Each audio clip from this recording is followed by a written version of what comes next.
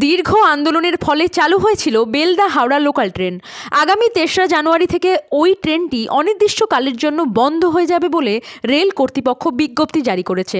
Belda local ট্রেনটি বন্ধ করে দেওয়ার সিদ্ধান্তের প্রতিবাদে অবিলম্বে নিয়মিত ও সময়মতো চালানো ট্রেনটিকে হাওড়া পর্যন্ত সম্প্রসারিত করার দাবিতে বেলদা রেলযাত্রী ও নাগরিক কল্যাণ সমিতির পক্ষ থেকে সোমবার বেলদা স্টেশন ম্যানেজারের নিকট বিক্ষোভ ও ডেপুটেশন দেওয়া হয়। বেলদা রেলযাত্রী ও নাগরিক কল্যাণ সমিতির দাবি, রেল কর্তৃপক্ষ মাঝে এই ট্রেনটি বন্ধ করে দিয়েছিলেন।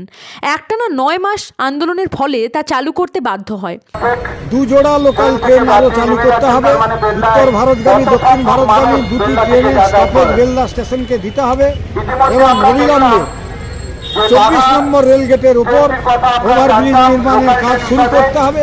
এই বিষয়গুলো নিয়ে আজকে আমরা ডেপুটেশন দিলাম এবং সেই ডেপুটেশন অত্যন্ত আনন্দের সঙ্গে স্টেশন ম্যানেজার